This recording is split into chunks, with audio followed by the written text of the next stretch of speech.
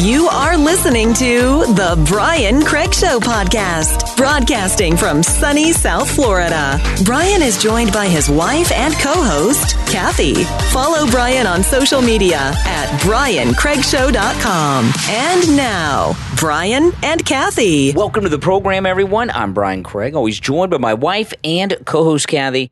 Well, lots of great things have happened, okay? McCarthy is the Speaker of the House, of course, and Trump made it happen. Got a whole bunch of things, which we're going to talk about. And the name and reputation of Marjorie Taylor Greene has been cleared. And there's a lot to talk about. Or as they say on Fox News all the time, we have lots to unpack here. I hate that. You hear that? Harris Faulkner, that's her favorite expression. We have lots to unpack. They're always unpacking on Fox News Channel. The only thing they don't unpack is the truth about what had happened. Yeah. And I'm going to start by playing this. This was amazing. So Kevin McCarthy finally got the votes. They did some wrangling. They got him the votes. He became the Speaker. He comes out and has a press conference and credits, of course, Donald Trump for making it happen. So let's play this first, then we'll get into all the other stuff because this is very exciting. This is Kevin McCarthy right after he became Speaker. But I do want to especially thank President Trump. I don't think anybody should doubt his influence. He was with me from the beginning. Somebody wrote the doubt of whether he was there, and he was all in. He would call me, and he would call others.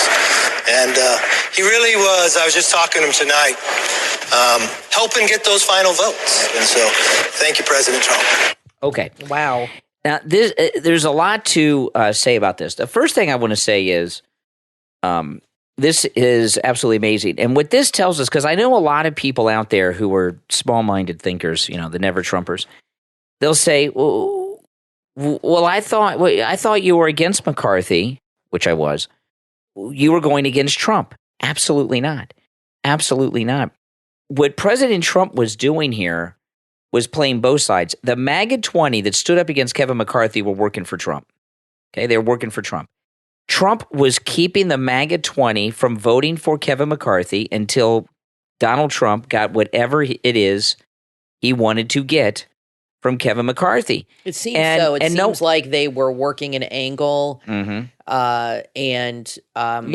working McCarthy to get certain concessions, and Trump had a few congresspersons that were willing to be brave enough to stand up to the swamp until they got, and he made a lot of concessions, apparently. Okay, now the people in the media are just stupid people. You know, the media don't even have reporters anymore. They just plagiarize each other all day and copy and paste Wikipedia entries and feel like, you know, make people think they know something.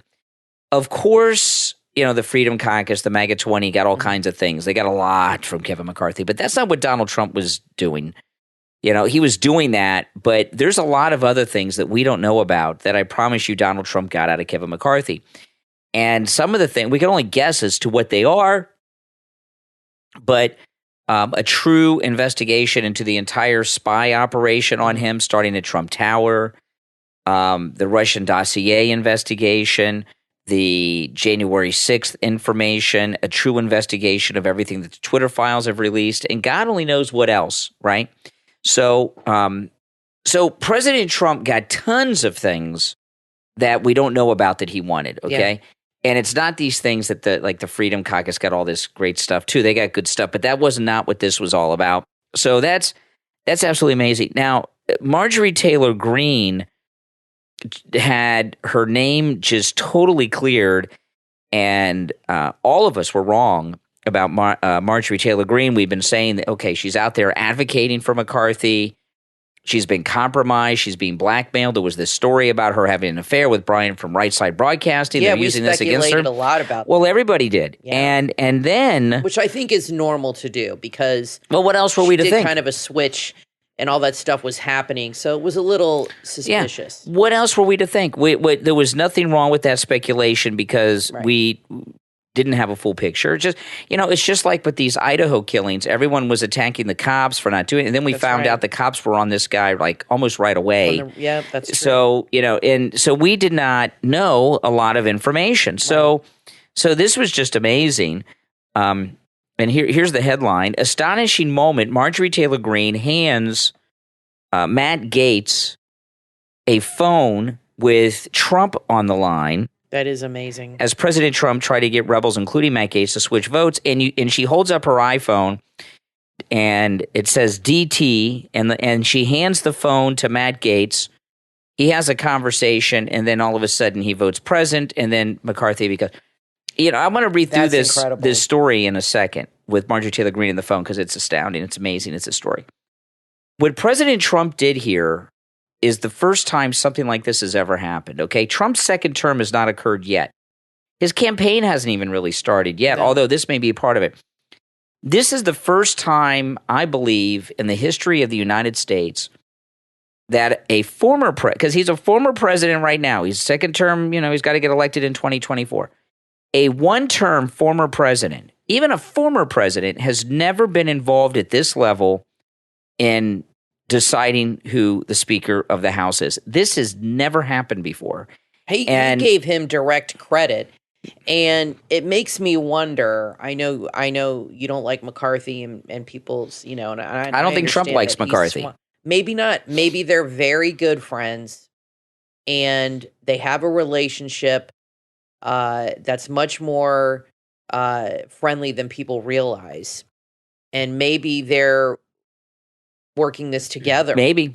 Because the fact that Marjorie Taylor Greene, you got to be careful what you read and things, because the media twists everything. So they lead you down different pathways sometimes. And then you have to backtrack and be like, okay, that was the wrong road to go down. Marjorie Taylor Greene having Trump call her or her call him and then hand the phone to Matt Gaetz, that tells me that they were all working together on this. Well, what Marjorie... Matt, Lauren Boebert, Trump, I don't and that know. they're all still in with Trump. Well, Marjorie... And he was right there talking to them in real time while this was going on. And for McCarthy to come out and credit him immediately was, to me, shocking. Well, Marjorie Taylor Greene is like directly... She is like... Marjorie Taylor Greene is like President Trump's representative in all this. That's why she was in with McCarthy. And That's it was... exactly why Trump wanted her to be. And it was... Trump called Marjorie Taylor Greene and said, hey, get Matt Gaetz on the phone. Let me talk to Matt. Yeah. And it's time for him to vote president. He had been holding Matt Gaetz and all the others very firm, making this choice, and he has been working with both sides. Nothing like this has ever happened before. Now, let me read through this story. Because we speculated a lot on Marjorie Taylor Greene. I don't feel bad. We were saying that maybe she's been compromised, but she's been working with Trump this whole time. Yeah. And that says a lot. Well, they all have been, is what we found out. But especially her, because she had him on the phone. Now, let me read through this. Yeah. And before I read through this story on Marjorie Taylor Greene, because this is just an amazing historical moment, and I'm so glad they got that photograph. She held the phone up so people would see it. That is amazing. And that was not an accident. And they caught the photograph that is one of the most historical photographs in presidential history, I'm here to tell you. I think you're right. Too bad it didn't say Trump on her phone. Let me read through this, then we'll talk more about what happened. But it says here, Marjorie Taylor Greene was captured on the House floor late Friday, holding up her cell phone with former President Donald Trump on the line. After the House Republicans failed 14th vote to elect GOP leader Kevin McCarthy to the speakership, Marjorie Taylor Greene tried getting Representative Rosendale to speak with the former president. It was the perfect phone call, Greene tweeted, sharing Bloomberg's photo of the moment where Trump's initials DT were clearly seen on her iPhone screen. That's crazy. Now, that was the fact that it says DT on her phone, I would think, I don't know why it doesn't say Donald Trump. I don't know why she has it as DT, but I mean, everybody knows who DT is, but if you had Donald Trump's cell phone number in your iPhone, guys, you'd probably say Donald Trump, wouldn't it? It wouldn't say DT. Rosendale, a Republican from Montana, had yelled out the name of Andy Biggs during the 14th round of voting. On the 15th, Rosendale shouted out present after McCarthy had received enough votes to finally clinch the speakership. During the 14th round, Rosendale was just one of four who shouted out names other than McCarthy. The two most prominent never Kevin Republicans were Gaetz and Boebert, had also voted present, but it wasn't enough to get McCarthy across the line. Republicans first tried to recess until Monday, but halfway through the vote, McCarthy rushed and encouraged other Republicans to do the same and change their votes, as it looked like a 15th attempt could be a success. The perfect phone call was what Trump had called his conversation with Zelensky. Remember, got him impeached. He held up congressionally approved funding in an effort to try to pressure Zelensky to announce investigation into Joe and Hunter Biden. That's what they say here. I don't. Here's what he wants. I don't believe that's true. Here's what Trump wanted. Let me finish this, then we'll get to that. Okay. And it goes on and on and on. It took until Friday, McCarthy making a number of concessions to conservatives for the final votes he needed. So what you get from this is that President Trump was controlling both sides of the Republicans from every moment of this, from the beginning to the end. And I saw earlier today Dick Morris on Newsmax TV, who's in regular communication, daily communication with Trump, who confirmed all of that. And, the other thing about it is, see, the Democrats, they don't have debate. With many other speakers, there's never been a debate. It's their way or you're out. And this is really an amazing thing that's happened here because the Republican Party is not controlled by these donor establishments. We find out that the Republicans in the House now are controlled by Donald Trump, which is exactly what we want. It says here, this is what Trump wanted. His huge concession to win the speakership. The rebel Republicans, as they're calling them, were given sweeping powers to review ongoing investigations and access to classified data on a new subcommittee. So that makes me think that they are going to be given access to the investigations into Trump. Is that what that's about? Probably. He created a new subcommittee that they will be heading. And that subcommittee will have access to all of their intelligence that comes into the House, and they will be allowed to review ongoing criminal investigations. So I feel like Trump is setting this up for if he gets criminally charged. Is that what that means? Yeah. So that's what he wanted, and that's what McCarthy is giving him. So Trump did this, and those guys helped him, and Marjorie Taylor Greene was working with him all along to get Trump to make this happen. So it sounds like they played McCarthy, and Marjorie Taylor Greene went on his side, and that's amazing to me. It shows you that these people are still very loyal to Trump, and he got what he wanted out of this. And now Trump's role in this, other than the photograph on the phone, isn't going to be properly analyzed in the mainstream media because they hate Trump and they don't want Trump to have any credit. Not at all. But not only is Trump controlling the Republican Party still in a way that's never been done by a former president, he is very actively in control of things in a way that even presidents that are in the White House have not had this much control over their party in the House of Representatives. And the fact that we have such a slim majority, they think that's a bad thing, and it may seem like it is on the face of it, but it's actually a good thing because look at what Trump was able to do. He when you're in a negotiation to get and we'll never know really everything Trump got out of this. We'll probably never know. I speculated on some of it, but now they're going to let him know what's going on. He'll have that information. Well, they're going to have investigations and things are going to be uncovered that have been silenced in Congress for the last few years. But anyway, having this small majority means that the Freedom Caucus, Matt Gaetz and Boebert, if Kevin McCarthy and these Republican never Trumper establishment people stand up and start doing their establishment BS, they can hold Congress at a standstill again. So this is so historic. Now this other moment happened. What happens over the next few years. This other moment happened with Mike Rogers, and this was amazing when he was going to attack Matt Gaetz. U.S. Republican Mike Rogers, he's the one that went in the room at the beginning of the week and threatened everybody that they were going to lose their positions if they didn't vote for McCarthy. Sounds like a lunatic. He's insane. U.S. Republican Mike Rogers told Matt Gaetz he is finished when he furiously lunged at him as Congress descended into pandemonium during the 14th vote for the Speaker of the House. He told Gates he would be finished for continuing to wreck the speaker's vote, according to CNN. He was also heard saying, "I won't forget this." That was reported on Fox. Oh, grow up. One of the other congressmen described the moment that the guy that was holding back Mike Rogers, which I wish he would not have done. I wish that guy would not have held him back. Yeah, that would have been great. He described the moment where he had to hold back Rogers from Gates on the House floor as very tense, adding that he was just trying to play a role to keep tensions down, The Hill reported.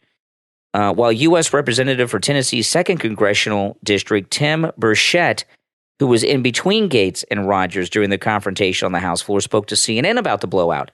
Rogers was making threats about ending careers. People shouldn't be drinking, especially when you're a redneck on the House floor, Burchett said to CNN. So Rogers was drunk. Remember the one Congress lady had said the other day they were drinking. Apparently they were all drinking. I don't think Gates was. No. He was drunk. Wow. Those liquid lunches. I would drop him like a bag of dirt, Burchett said of Rogers. No one is going to put their hands on me, and nobody's going to threaten me. He said it's just one of those things. You've been around fights. You've seen it. Some guy gets in your face, and then it's an unfortunate moment is all it was. It shouldn't have happened. He shouldn't have crossed that line. And Marjorie Taylor Greene said she's expecting some sort of consequences for Mike Rogers for his drunken moment. You know, that I really think Marjorie Taylor Greene is going to be Trump's running mate. I don't know if she's going to be his running mate, but they are really in cahoots with each other. Marjorie Taylor Greene, whose name has been completely cleared of any not being MAGA anymore.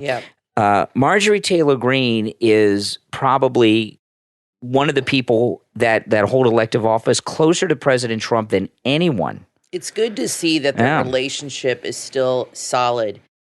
And her holding up that phone with his name on it and McCarthy saying that, it really shows you how shrewd Trump really is and how smart he really is, because he played him and he got exactly what he wanted. Now he's got this special committee of MAGA people in Congress that will have access to any criminal charges against him. That's what I'm reading. It's amazing. There's going to be a lot out of it. And what other concessions they were given as well. And I think they will investigate the Bidens and the Hunter laptop. This is great. Part of it too. And, so it's amazing. You know, and I know a lot of you out there were worried about Marjorie Taylor Greene. I know I was. I've been talking about it for the last week or two. Never guess her again. I'll never question Marjorie Taylor Greene until we have all the. She has proven herself. Oh, yeah. Now, I want to take a moment to thank all of our Patreon supporters. Thank you so much. And if you would like to become a Patreon supporter of the program, there's a link in the episode description, and there's also a direct link on my website, briancraigshow.com. Our top Patreon supporters get a live on-air thank you shout-out on each and every podcast episode. So the names you will hear now are our top Patreon supporters. I want to thank Andrew and Connie, Christine, Gary, ETW, Chuck, D, Pamela, Rick, Nick, Wesley, Rome, Wisconsin, Mike, Dave, Carlos, and Paulette. These are our top Patreon supporters. Thank you all for your support. We're going to take a quick break. When we get back, there's a lot more to talk about. Don't go anywhere. I'm Brian, always joined by my wife and co-host Kathy. We'll be right back. Want to know where all the bodies are buried? Author Robert Allen Miltenberg holds the key to that question in his book, Pool Boy to the Mob, Everybody Out of the Pool. Author Robert Allen Miltenberg holds the key to that question in his book, Pool Boy to the Mob. Welcome to Mob-Ammy Beach. This book is a fictionalized account of Miltenberg working at a mob-owned Miami Beach hotel in the 70s. If you're a fan of The Godfather, Goodfellas, or The Sopranos, you will love this story that's full of colorful characters and wisecracking wise guys. It's a story with everything from Playboy bunnies and weaponized parrots to shattering the glass ceiling and getting away with murder, all in paradise. This is a wise guy tale you've never heard. Surrounded by pools, the trick for Bobby Moskowitz was not slipping in the one thicker than water. Bobby lived to tell the tales, and now you can read all about it. The funniest mob novel since Jimmy Breslin's The Gang That Couldn't Shoot Straight. Pool Boy to the Mob, Everybody Out of the Pool, from author Robert Allen Miltenberg, available on Amazon. Order your copy right now. Are you looking for cute and comfortable clothing for your child? Look no further. Bister Shop, that's all one word, on Etsy.com has you covered. Bister Shop on Etsy is stocked with a wide variety of colorful, toddler, and children's clothing. You're sure to find an outfit your child will love to wear. Bister Shop on Etsy focuses on providing high-quality, fine designs made for your little one to stay comfortable and stylish. When you visit the shop, make sure to check out their colorful t-shirts, zip-up hoodies, long-sleeve pajamas, and baby bodysuits. All the designs are eco-friendly and responsibly sourced and made of 100% organic cotton material. With passed-down quality, they encourage you to give your outgrown clothes to someone you love to help us all protect our blue home. Visit Bister Shop, that's all one word, B-I-S-T-E-R on Etsy, and start shopping right now.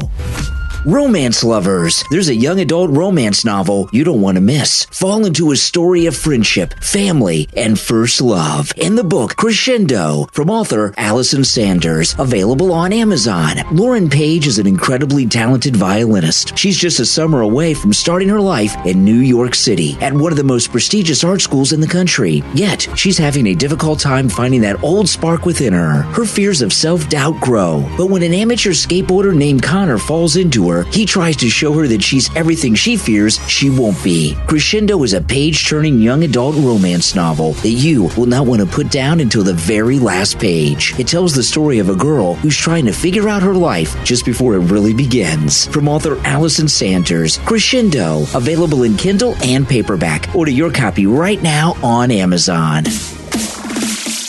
You are listening to The Brian Craig Show podcast, broadcasting from sunny South Florida. Brian is joined by his wife and co-host, Kathy. Follow Brian on social media at BrianCraigShow.com. And now, Brian and Kathy. Welcome back, everyone. I'm Brian, always joined by my wife and co-host, Kathy. I just saw on Twitter, this popped up on my Twitter feed. I don't know who this is. It's got to be a liberal. I'm not going to say their name because I don't want people, tagging them or anything. But they said this. They just tweeted this about Ron DeSantis, the governor of Florida, our governor, the greatest governor ever. Lawless Florida Governor DeSantis declares state of emergency and activates the National Guard over wave of migrant boat arrivals. Okay. Now, a lot of people don't know the problem that we have with illegals in this state of Florida, but I'll tell you about it in a minute. But let me read through this article because this person who's is calling DeSantis an outlaw had linked up an article that's in the Daily Caller. It says Republican Florida Governor Ron DeSantis declared a state of emergency Friday, activating the National Guard to help with an influx of migrants arriving by boat on Florida's coast. In response to the Biden administration's alleged inability to manage a record number of migrants attempting to cross into the U.S. and anticipating a wave of migrant arrivals, blah, blah, blah. Okay. Goes on and on. We don't need to read the article. We know what's going on. A lot of people don't realize what Florida is, okay? They think Florida is beaches and Disney World, and that's a big part of it. But Florida is a huge agricultural state and not just oranges, okay? Florida is what's bigger than maybe even oranges is the sugar industry. We have sugarcane fields throughout Florida. I don't know if it's bigger than Florida oranges. If it's not, it's second. And Google it right now. Florida is a huge agricultural state. We have strawberries, oranges, big sugar, grapefruit. I mean, this is a major farming state. And most oranges, then sugar. Yeah, sugar's number 2. Cattle. Oh, yeah, cattle. Lots of cattle and calves. Florida is a massive farming state. People don't realize that because if you come to Florida, you usually fly into either Disney World or a beach area. But if you drive up through the state, like Brian and I have, I used to drive to Tallahassee all the time and back, and you see miles and miles and miles of orange groves and cattle and all kinds of. So anytime you have it, and I don't know what percentage of the economy that is compared to tourism and things like this, but it's big. I mean, people don't think of Florida as an agricultural state, but it really is. And when you have that type of thing going on, you have a lot of migrants and illegals. Illegals migrants are a big problem in Florida. I've talked about this many times. When I was a kid, my cousin's boyfriend was murdered by 2 illegals, and it was a brutal murder. He was older than me. He was like 19-ish or 20 at the time. I was much younger. My cousin's older than I am. And he had gone to a convenience store, and they jumped him. It was at night. They jumped him, beat him, threw him in his car, drove him out in the middle of nowhere, threw him out on the side of the road, and left him. Then they left and went home, and then they became a little worried that he could ID them. They went back, and they dropped him off out in the middle of nowhere, and he was walking back to town on the side of the road. They ran him over with the car a few times. That's awful. And he died the next morning. This guy, he'd probably be, I don't know, 55, 60 years old today. He had grandkids and everything else. He was 19, 20. I was much younger, but I remember it. Illegals, I remember we had a hurricane years ago, and we were out of gas. This is before DeSantis, before Rick Scott was our governor. This was like 3 or 4 governors ago. And gas was pretty short, and I had to drive pretty far to get gas, and I had to drive into an area where there's farms, which aren't too, like maybe 10 miles north of us, you're in farming country. Even though there are some farms. Even though we're in a beach town, you drive 10 miles north of here, and it's farms. Yep. And I went to get gas, and because it was, the other gas station you were at, I went to a strange area. It was in this farm area.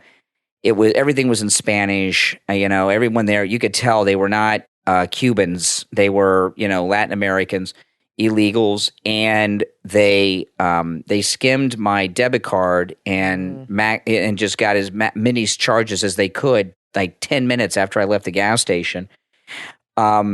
A lot of people have, we have a lawn crew that mows our lawn every 2 weeks, and our guy is an American, and I've talked to him about this. He has a very difficult time because there's so many lawn crews around that are just illegals, and they don't pay taxes, they don't pay anything, and he has to compete with that. And I actually pay him more money than he asks. Which is, I know it sounds crazy. He doesn't charge me very much as it is, but I pay him more than he asks each and every week because I know he's got his prices so low because he's got to compete with all the illegal lawn crews around. Right. I mean, it's, so the impact in Florida because of illegals and coming from the southern border is crazy. When I was a kid, and I lived briefly a couple years in a town called Okeechobee, which is a farming town, there were so many migrants there. The movie theater would show Spanish movies, Mexican movies, and things like this, on the weekends for the migrants. So it's a big problem in Florida. People don't realize it because of the parts of Florida that if you're not a Floridian, you go to. You don't see it, and it is a big, big, big problem. And Ron DeSantis cracking down on this is not just because he wants to look like he's some big MAGA guy. It's a big problem in Florida, and he's doing the right thing. I just don't think people realize how much trouble Florida has with the illegals because we're not a border state. That's what these governors need to do. They, like him and Abbott. They need to protect the state.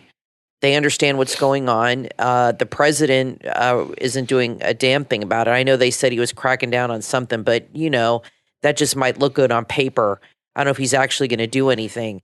But, they're letting in so many people by the millions every year. And these governors have to, do what they have to do to stop this influx of endless people that are coming in and straining the system. Not only do they take jobs and hurt businesses, they also go on welfare and get free housing and free medical care and all this other stuff for free and that we have to pay for. So, it's a big problem. I think everybody feels it in some way or another, but especially when you live in a border state or a state like us where we're a peninsula that is so close to Latin America and Cuba, where a lot of people do show up here. Absolutely. Now, I want to take a moment, guys, to talk about Mike Lindell and MyPillow. You may have seen Bed Bath & Beyond. Economists are saying they are going to be out of business by the end of the year. Yeah, that's right. And I don't take pleasure in any company going out of business. But the reason that I believe Bed Bath & Beyond is going out of business is because they took this virtue signaling woke stance against Mike Lindell and MyPillow, and MAGA conservatives around the country stood up against Bed Bath & Beyond and stopped shopping there. And I think that's why they're going out of business. And, Mike Lindell, if you go to mypillow.com, you can take advantage of all the specials at mypillow.com that you see there with our promo code Kane at checkout, Kane, not just the ones that I talk about and highlight. I highlight some of my favorite ones that I consider to be the MyPillow must-haves. But a lot of you may have a lot of MyPillow products, and you still want to support Mike Lindell, who is struggling. All the items you see there, you can take advantage of all the specials. And with Mike Lindell, he had promised all of his employees he would not lay anyone off. He got kicked out of Bed Bath & Beyond, Walmart, Kohl's, all the major stores have kicked him out because he's MAGA. He has not laid off a single person. And the deep discounts on the MyPillow products are because, you're getting the wholesale price. You're buying directly from That's manufacturer. Right. When you go to mypillow.com and use our promo code Kane, Kane at checkout, you're paying for these products what Walmart would pay for them. You're getting the wholesale price, and that's why there's been such a massive drop in them. And I just want to tell you just about a couple. If you go to mypillow.com, click on the New Year's specials. There's some specials that are just for this beginning of this new year. And there's one there that you really want to take advantage of. The Giza Elegance MyPillows.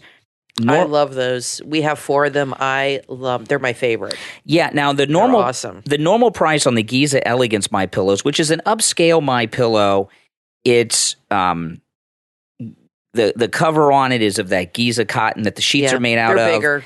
It's got some, I don't know what you call that lining that goes on the outside around. They're fancier. They're fancier MyPillows. Yeah, it's got like a cording, not a cording, but like a border kind of thing around it. It looks like a very fancy pillow you get at a hotel or something. Like if you were staying at Trump Tower. And they're larger and a little more fuller. And I like the regular Brian likes the regular MyPillow. I like the Elegance, but that's so great. You can get what you like. The Giza Elegance pillow is amazing because it is bigger than the regular MyPillow. Yeah. And because it has that Giza cotton cover on it, it's really nice. It perfectly regulates the temperature of your head while you're sleeping at night. And this is the time to buy them because they're at the lowest price ever. The regular price for the Giza Elegance MyPillows are $69.98. Right now, just $24.98. Wow, I might have to get a few more. And when Kathy was in the hospital recently, you took actually 2 of our Giza pillows there, and you left them because we didn't want to bring pillows that had been in the hospital home. And one you left in the ER, and I had to bring you a second one. Yeah, and you had in your hospital room, but we didn't want to bring the pillow home after it had been in the hospital all week. So we just you got could 2 wash more. it and stuff, but they're so affordable. I was like, I'll just buy a new one. I bet the nurse took them home. I bet they did. But anyway, just $24.98. Regular price $69.98 for the Giza Elegance MyPillow with our promo code Kane. And again, you can take advantage of all the specials at mypillow.com with our promo code Kane at checkout, Kane. This is an amazing thing. I just was reading this story a little bit ago. It's out of Florida, and I don't know if this has made the national news or not. There is in Ocala a safe haven baby box, and someone left a baby in it. And let me explain what this is and what had happened. I read about this. I don't know if this has made the national news or not. I've seen it in the Florida news. I think this is the first and only one in the country or in the state. Well, it's really amazing. It's amazing. A newborn baby was left in the only safe haven baby box in Florida. The first time it has been used since it was installed in 2020. Wow. The safe haven box insets into a wall at a fire station in Ocala. And Ocala's in Central Florida, and Ocala's an interesting town. John Travolta lives in Ocala, Florida. Yeah. And you may have heard that John Travolta has a house with a runway where he lands his big jets at. That's in Ocala, Florida. Yeah. I wouldn't be surprised if that's where Christy Alley was living. She moved to Florida when she had passed. She was in Clearwater with the Scientology. Okay, the Scientology. Center. Because she was fighting cancer. I think that's why she was there. So anyway, it's in the wall of a fire station in Ocala. It's one of 134 safe haven boxes in the United States that enable a parent to anonymously hand over unwanted babies. They've been used 23 times since they were first launched in 2017, but this is the first time one in Florida has been used. Safe Haven Baby Box's founder and CEO, Monica Kelsley, thanked the person who used the box but would not reveal the gender of the child or time or date of the drop-off to preserve, the secrecy. So there's no criminal charges or anything? You just drop off an unwanted baby and that's it? They don't... Well, they already have safe haven law,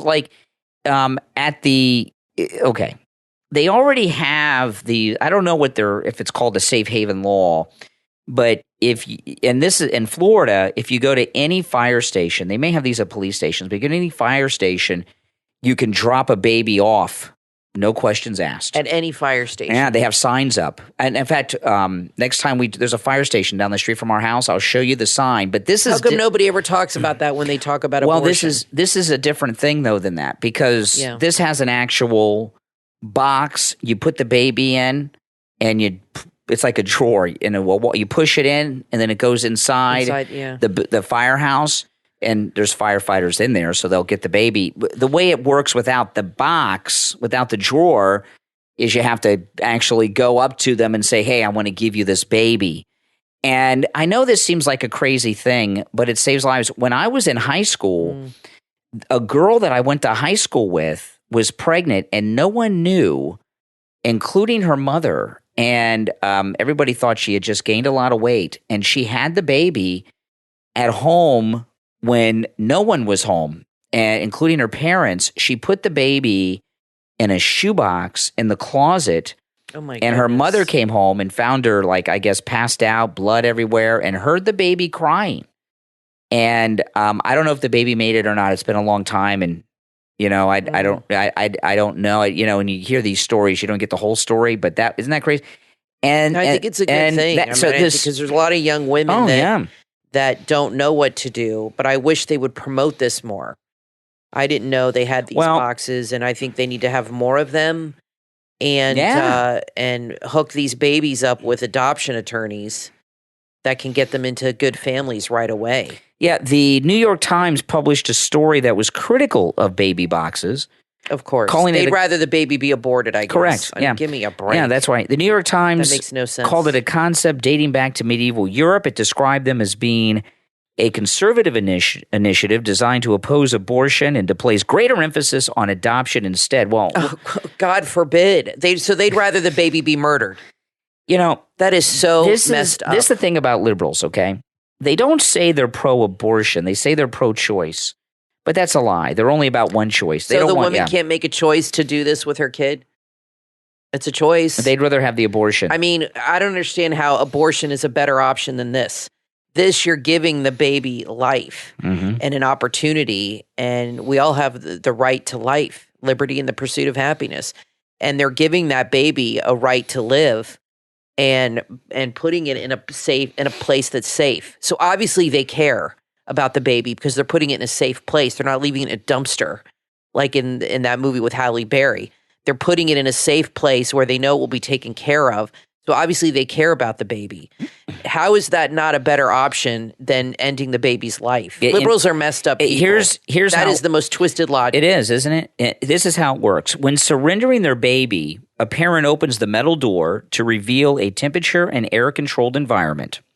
As soon as they do, an alarm goes off alerting authorities, but it's silent so as not to startle the parent. Once the baby is placed inside and the door is closed, it automatically locks, preventing the parent from reopening it. Oh, boy. The child can then be recovered from inside the hospital or fire station, because they're also in hospitals.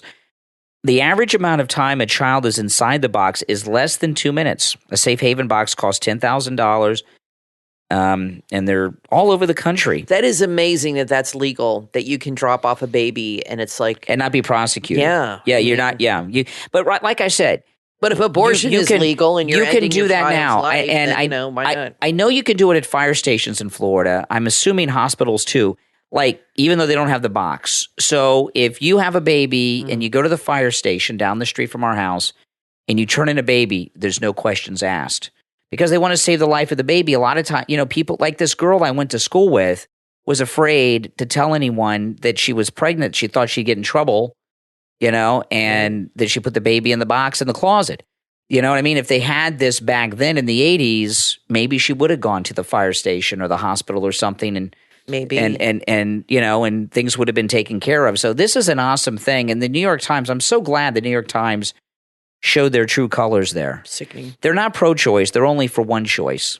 Right? Yeah, pro-death. Yeah. Hey, guys. It's really sick. We're going to take our last break. When we come back, there's a lot more to talk about. I'm Brian, always joined by my wife and co-host Kathy. We'll be right back. Add some warmth and personality to your home with a throw blanket from Throw Blanket Wall Art. Throw blankets make it easy to add the cozy finishing touches to your home decor. Throw blankets from Throw Blanket Wall Art are made of 100% high-quality cotton. They're made to order, carefully woven, and shipped straight to your doorstep. When you visit their online store at throwblanketwallart.com, browse their selection of beautiful throw blankets, like their best-selling botanical woven throw blanket, their boho floral throw blankets, butterfly and cat blankets, and many more stunning designs and patterns. Every blanket is extra durable and machine washable. You can use them as an outdoor throw on your patio, a wall tapestry, a couch throw, or bedspread. They're good as a beach or picnic blanket too. It's up to you. Throw blankets are a fun and stylish way to stay comfortable, and they make the perfect thoughtful gift for someone special in your life. Home is where your blanket is. Shop the gorgeous throw blankets from Throw Blanket Wall Art. Visit throwblanketwallart.com to order yours right now. throwblanketwallart.com.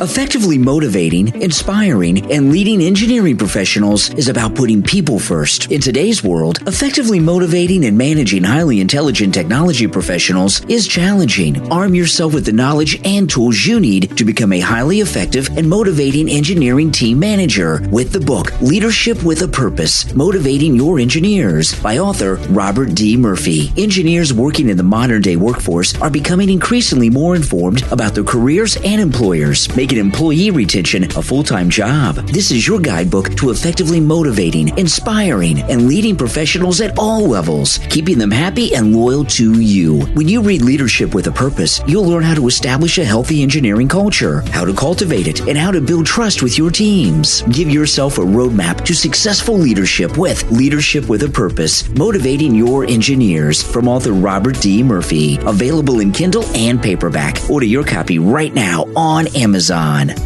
From author John Philip S. DeRocha comes your next must-read book, A Shocking Call, available on Amazon and BarnesandNoble.com. All his life, Simon, a middle-aged actor, wondered who he really was. One day, he receives an explosive email. He was both surprised and excited by the news. Simon learned that his biological father is still alive and lives in Canada. From that moment on, his life changed drastically. He embarks on a journey of the past that begins in Canada. For the first time, he met his biological father, Peter, and his new family members. Together with Peter's estranged wife, Anita, he explored the background to his hidden truth that's been going on for over 4 decades. They travel back in time and put together the puzzle that seems to be Simon's life. He was full of doubt and confusion for the majority of his life. He was always thinking that some things just didn't make sense, but he never had the explanation until he discovered who his biological father was. Then, the oppressed and hidden talents come to life, and he is very well aware of his plan to tell his life story.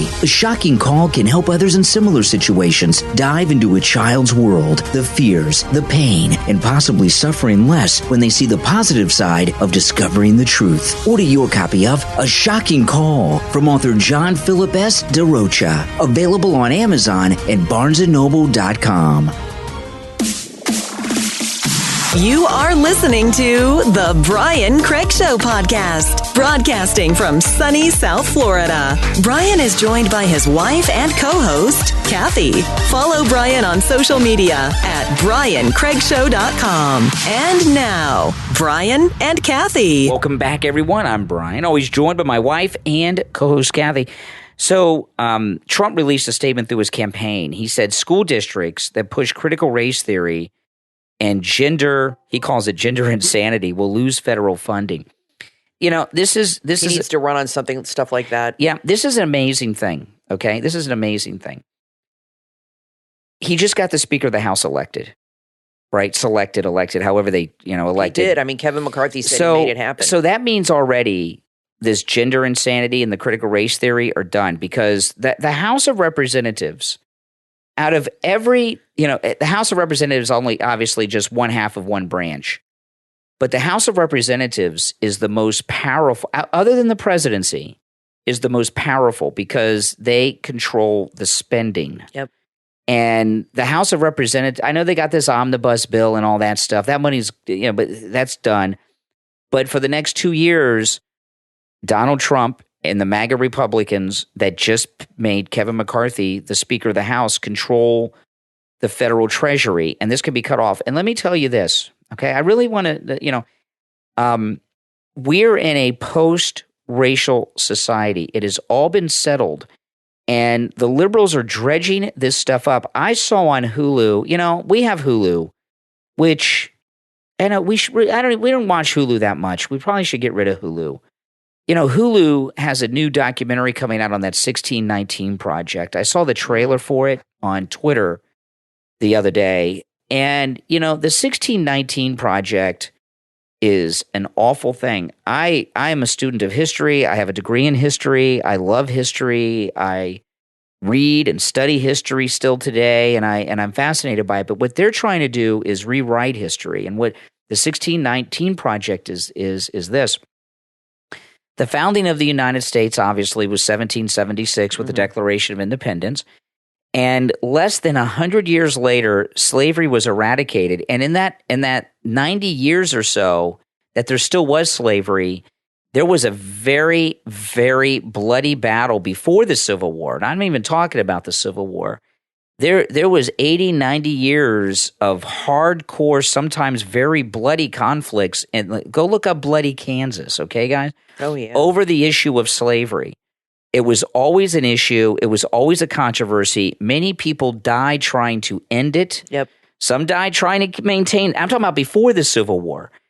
And, with the 1619, and people are starting to realize this now that typically wouldn't. History is written by liberal college professors, and educators tend to be leftist, and they don't teach you the truth that the United States did not start slavery in the New World. It ended it. Mm-hmm. And what the 1619 Project is all about is they have determined that in 1619 is when the first African slave was brought to what would become America. So they want to change history. It's called revisionist history. They want to rewrite history and make the founding of the United States not 1776 but 1619, which is long before the United States existed, so that America can be blamed for it, and it was not us. It was the Europeans, European colonies, and the Africans, because if they were European colonies. That's right. If you study, they weren't even thinking about us as a country. Back then. If you go back and you read about the slave trade, which what did you have? You had private, you had private companies would send ships to Africa. Yeah. And they would pick up slaves and bring them to North America, the Caribbean, wherever they brought them. These were not, for the most part, military vessels, and they didn't invade Africa. Nope. They would just anchor off the coast of Africa. That's right. And the Africans would have them ready to go. Would be capturing other Africans. That's right. And sell them to these private people. And they were on these ships. They were profiting off it as well. And, in the 1970s, Alex Haley's Roots became a miniseries, and, everyone talked about it, and it was a big thing and everything else. You don't hear about Roots anymore, because Roots, which is really amazing, and everyone should go back and watch Roots. I'm sure it's easy to find online.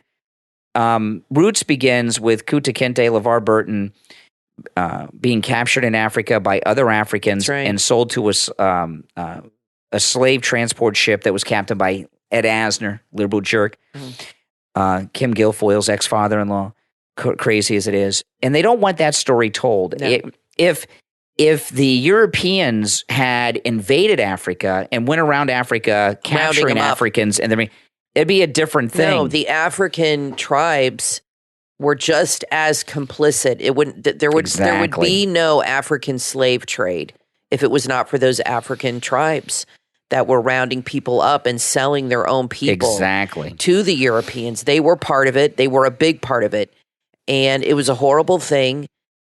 Slavery has been around since biblical times, Roman times. Romans had slaves. They had slaves during the Renaissance period in Florence. They had slaves, which I did not know that, but I read a book on the Renaissance and learned that.